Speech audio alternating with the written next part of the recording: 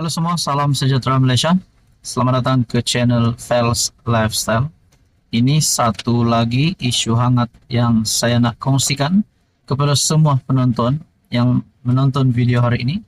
Tidak kira Anda berada di mana, di rumah, di kereta, ataupun di office Anda.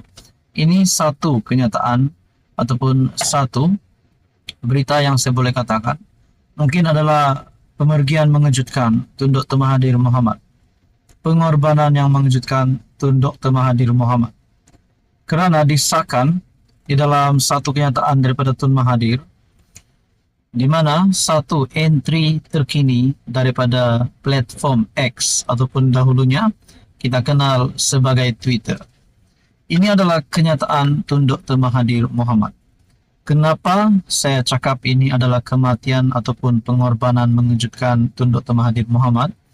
Kerana di dalam perkongsian Dr. Mahathir melalui entry X Dr. Mahathir Mohamad, hipokrit. Nombor 1, sudah 34,000 lebih orang Palestin di Gaza yang dibunuh oleh Israel. Nombor 2, dunia masih tidak buat apa-apa dan ramai lagi yang akan dibunuh. Nombor 3, tamadun manusia sudah tidak ada. Negara kecil seperti Israel pun boleh tolak dan hina mahkamah antarabangsa dunia. Nombor 4, tidak ada kuasa yang boleh halang Israel dari terus membunuh sesuka hati mereka.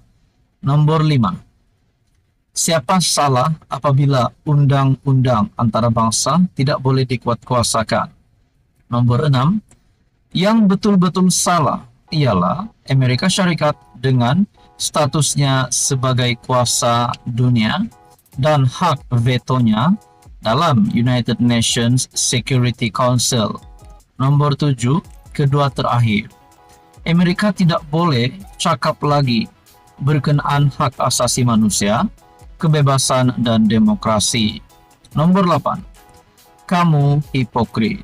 Dr. Mahathir bin Mohamad, 29 April 2024.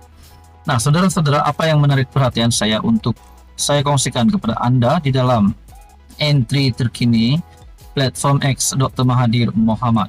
Terdapat beberapa komen yang pasti mengejutkan ramai susulan kenyataan bekas Perdana Menteri 2 kali itu. Ada yang berkata di sini, Tun bercakap mengenai isu yang tak ada kena-mengena dengan dunia politik Malaysia. Tapi ruang komen beliau dipenuhi taik-taik politik yang sepertinya tak suka beliau kutuk Zionis. Ada juga berkata di sini, dalam Malaysia ada 32 juta orang. Mahathir #1 hypocrite, number 1 hypocrite. Ada juga kata di sini, Hamas apa cerita? Senang lenang bunuh-membunuh. Itu tamadun apa, Tun? Di dalam ruangan komen yang lain ada berkata sini, kau buat apa, Tun? Buat lawak. Dah kenapa kita tak jadi negara kuat? Berhabis duit, tapi apa jadi wawasan 2020? 20 juta habis, kereta terbang mana? Bapak hipokrit Malaysia tu kaulah. Selagi bawa kepentingan sendiri dan keluarga, kau punya corner sampai semua orang lain salah. Bapak hipokrit akan lakukan pelbagai cara jahat untuk menang, tapi kalah hilang deposit. Taubatlah cehdet, bila-bila pun boleh mati. Menurut satu ruangan komen. Nah, saudara-saudara, rupanya bila Mahathir membuat kenyataan berkaitan dengan isu Palestin dan Israel, di mana Dr. Mahathir berkata hipokrit, rupanya di ruangan komen masih terdapat serangan yang diterima oleh Mahathir. Bahkan yang paling mengejutkan, Mahathir dikatakan adalah beliaulah yang hipokrit nombor 1 di Malaysia. Ada juga kata, taubatlah cehdet, bila-bila pun boleh mati. Nah, saudara-saudara, kita doakan yang terbaik untuk Dr. Mahathir, untuk kesehatan Dr. Mahathir. Apa komen Anda berkaitan ini? Sekian saja. Anda boleh melawat platform X Dr. Mahathir Mohamad untuk mengetahui info yang lebih lanjut. Halo semua, salam sejahtera Malaysia, tuan-tuan dan puan-puan. yang amat dihormati semua. Sebelum ini kita dikejutkan dengan rampasan yang dilakukan, di mana disahkan oleh Suruhanjaya Pencegahan Rasuah Malaysia, di mana berkaitan dengan kes 1MDB, rampasan Bugatti berkaitan kes 1MDB, SPRM sudah siasat sejak 2020. Nah, ini satu berita terkini. Timbullah semula nama Jolo ataupun Loh Teck Jo yang menjadi buruan. Ada yang bertanya di mana sudah Jolo berada. Adakah beliau hilang? Adakah beliau sudah tidak ada? Ataupun adakah beliau ini sudah melarikan diri? Lokasinya entah kemana. Dan ini berita terkini berkaitan dengan rampasan Bugatti yang kita dengar sebelum ini. Berita susulan, kereta Bugatti milik Jolo antara rampasan SPRM di Jerman. Artikel bertarik 30 April. Siasatan SPRM mendapati salah satu daripada 4 kereta model Bugatti Veyron yang dirampas di Munich, Jerman, disyaki dibeli oleh Jolo ataupun Loh Teck Jo menggunakan dana daripada 1MDB.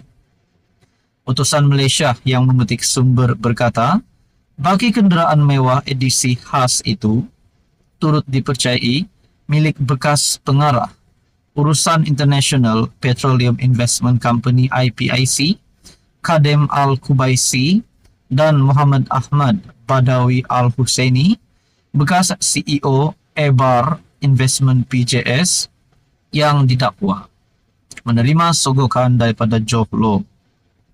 Sememangnya nama 3 individu ini sudah berada dalam radar siasatan SPRM, kata sumber itu hari ini. Ketua Pesuruhjaya SPRM, Azam Baki, dilaporkan berkata, siasatan berkaitan isu itu dilakukan bermula pada 2020. Katanya, permohonan bantuan perundangan bersama MLA ke Switzerland untuk mendapat maklumat tentang aset beku berkaitan kes 1MDB telah dilaksanakan pada bulan November tahun yang sama. Ia diikuti dengan mesyuarat dengan pejabat Tugam Negara Switzerland berkaitan 50 kereta mewah yang terbabit dalam siasatan 1MDB pada tahun 2021. Azam berkata, SPRM telah meminta maklumat daripada pihak berkuasa Jerman mengenai dana bond 1MDB yang digunakan untuk membeli kereta mewah di Jerman pada 26 Oktober 2022. Sekali lagi artikel ini mengesahkan kereta Bugatti milik Jolo antara rampasan SPRM di Jerman. Saudara-saudara, tuan-tuan dan puan, apa komen Anda? Sekian saja, teruskan bersama di dalam channel ini.